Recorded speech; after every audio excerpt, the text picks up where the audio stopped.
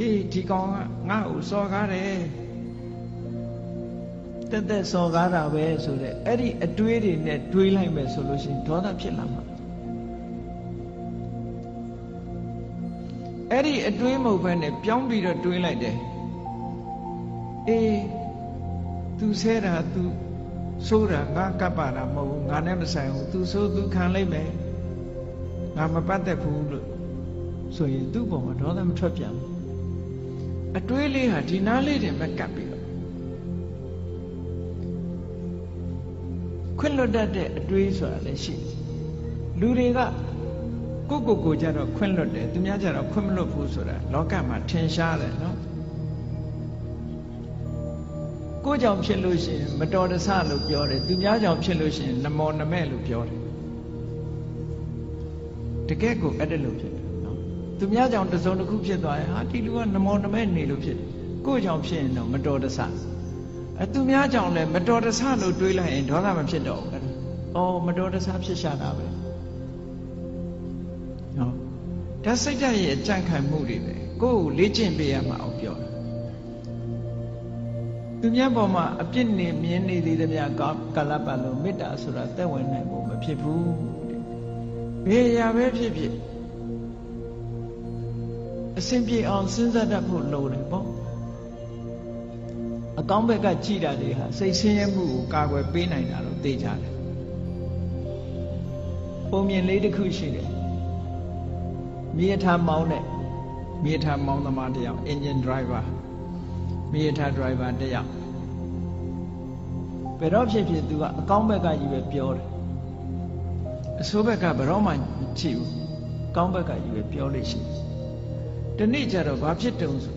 မတော်တဆသူ accident ဖြစ်တယ်ဆေးရုံတင်လိုက်ရဆေးရုံတင်လိုက်ရတော့ခြေထောက်တစ်ဖက်ဟာမြေထားကျိတ်ပြီးတော့အမတန်အခြေအနေဆိုတော့ခြေထောက်တစ်ဖက်ဖြတ်ရမယ်ကိန်းရောက်သွားအဲ့ဒီမှာသူ့မိတ်ဆွေတွေကသတင်းသွားမေးတယ်မေးရင်သူ့ကိုပြောတာမင်းဘယ်တော့မှဆိုအကောင်းဘက်ကကြီးပဲပြောတယ်အကောင်းကြီးပဲမြင်တယ်မင်းဒီတစ်ခါမင်းကိုမင်းဖြစ်တဲ့အခါအကောင်းမြင်နိုင်အောင်မလားပေါ့အကောင်းမြင်နိုင်အောင်မလား